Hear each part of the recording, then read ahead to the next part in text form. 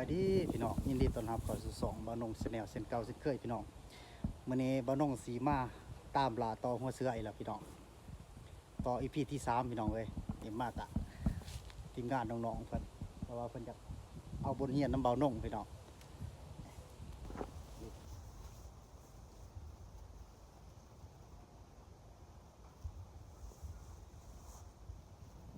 EP นี้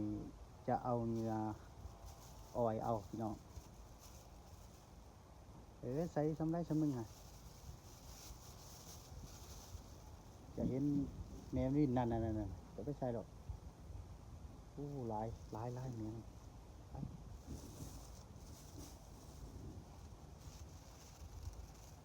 นะจะเสียบใส่ต้นนี้นี่จะอันนั้นก็ได้โอ้แม่ลายโว้ยลาย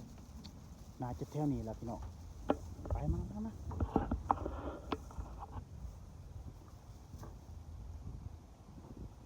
คน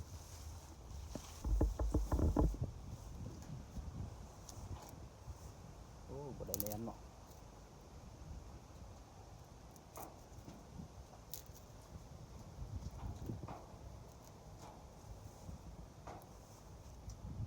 จะเสียบนี่เอา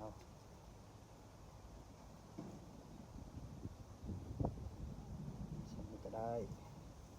หอยยาวก็ได้ไป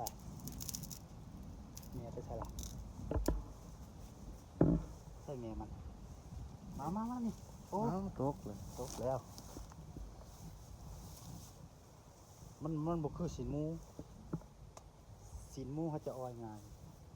เห็นไหม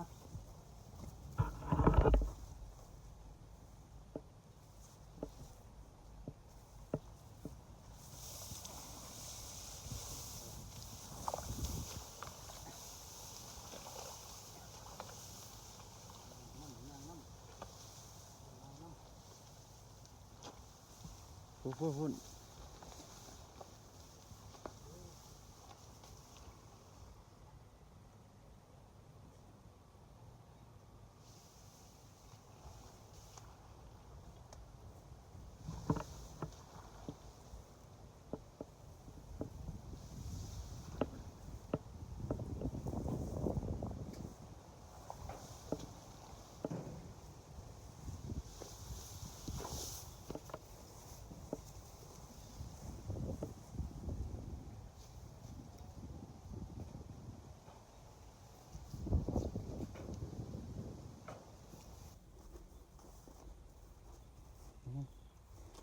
ตอนนี้กำลัง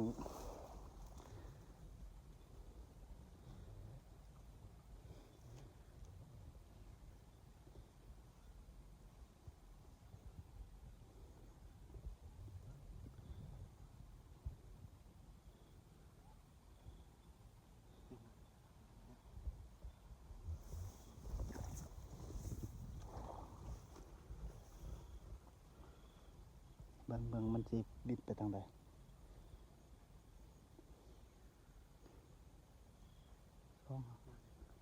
นี่สัตว์โลกสิลูกดูหน่อยจักสิหักไปเนื้อที่สิหักไปตัด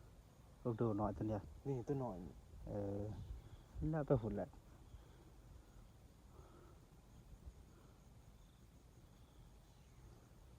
แต่ว่าเนื้อหมูเนี่ยมันเอาง่าย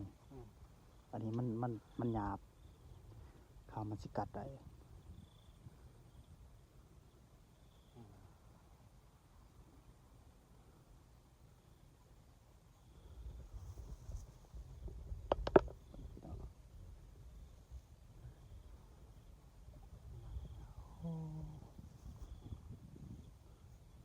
ลายปอป้า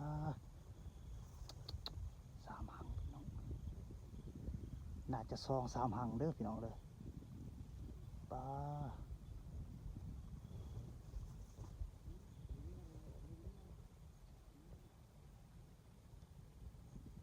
มันตัวตะกี้ตัวที่2มันเรียนก่อนแหละป้ามันบัดตัวที่3ที่4เขาจังอันนั้นโอ้ตัวนี้ได้นี่ตัวหัวนี่มันเด้อ พี่น้อง รักที่ให้ อ่ะ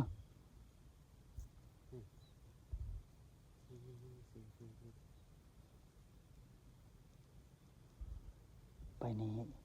ไปนี่ทางนึงเบิ่ง ไม่ใช่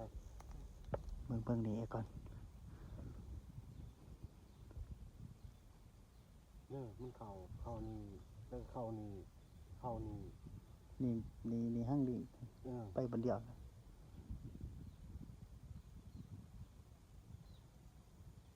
นี่ไปละ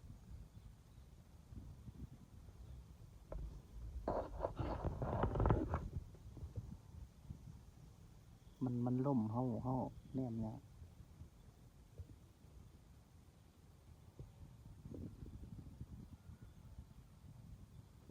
นี่ได้ละ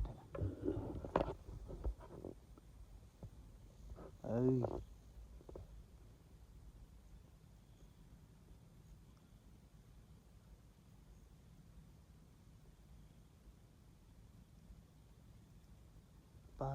กายคุณเด้อเบิ่งเด้อไป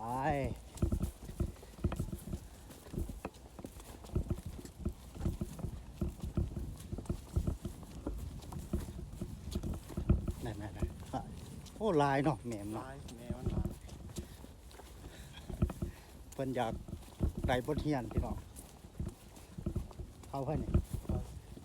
เสลยนี่ไอ้งอน หึ บัดโมเว้นนี่มันเป็นชื่อนี่เราได้เนี่ย อยู่นี่บ่แสดงว่ามันลายหั่งปุ่นโป้ไปแม่ไปอ้อยเบิ่งไปอ้อยโลด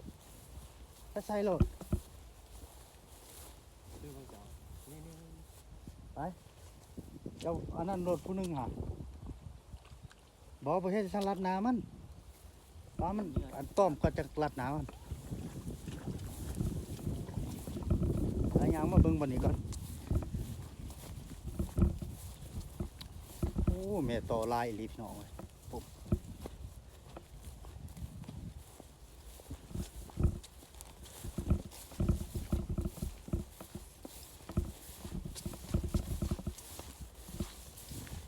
บ่น้องว่าสิเอาเหงื่ออ้อยพี่น้องแต่ว่าเลี้ยวเบิ่งเป็นแม่มันเอาเหงื่อไปเบิ่งรถ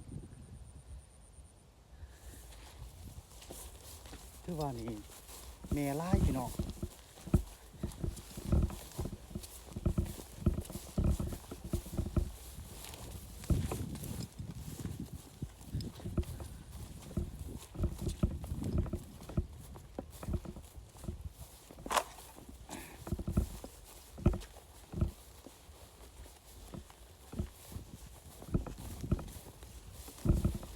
จะไปเบิ่งมันเอาเหงื่อไปบางทีเจ้าน่าจะบ่แค่นี้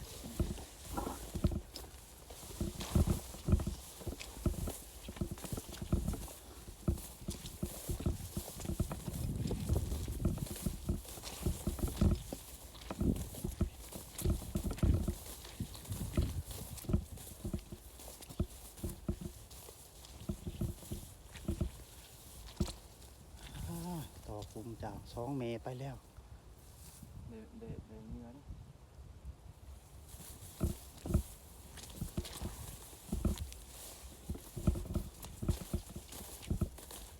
ี่ ต่อร้ายเลยเถอะ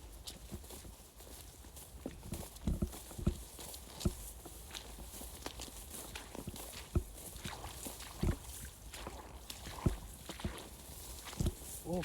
อยากเข้าเลยนี่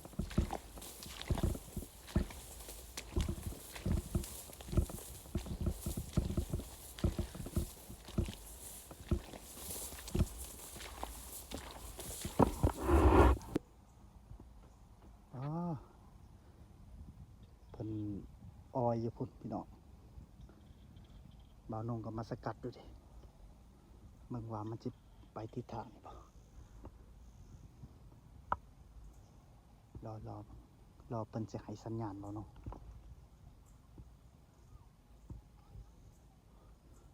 มันล่มเลยพี่น้องมันอาจสิยากเพราะว่ามันบินตรงบ่ได้พี่น้อง ลมมันแห้ง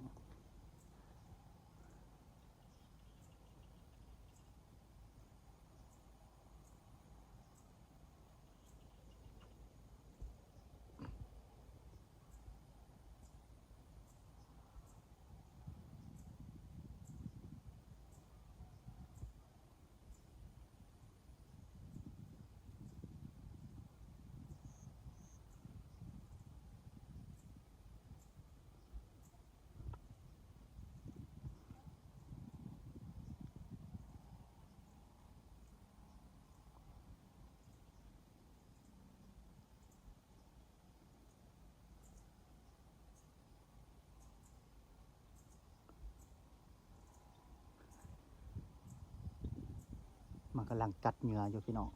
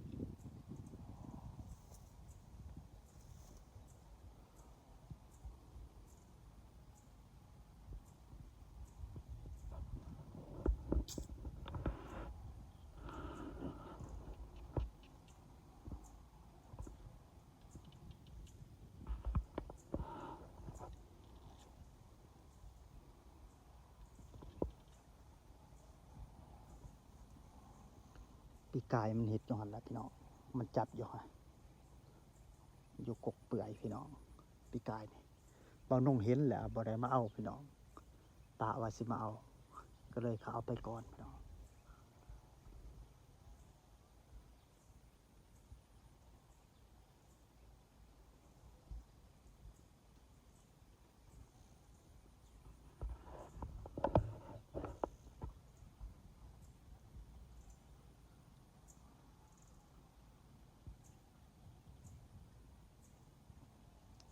มันต้องใส่เวลาพี่น้อง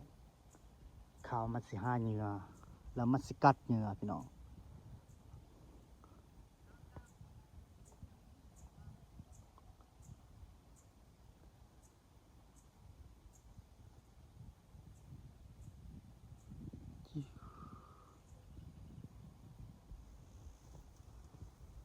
ยังบ่ทันขาดบ่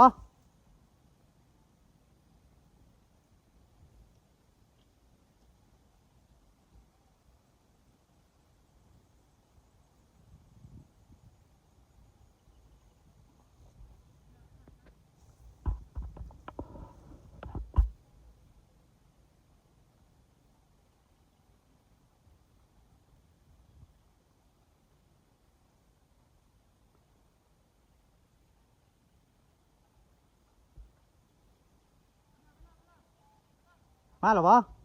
มาแล้วเพิ่นใช้สัญญาณแล้วพี่น้อง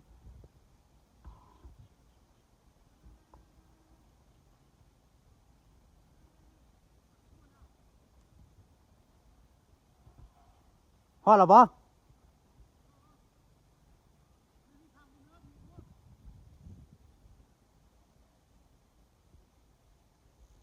โอ้บ่เห็นเลยบ่เห็น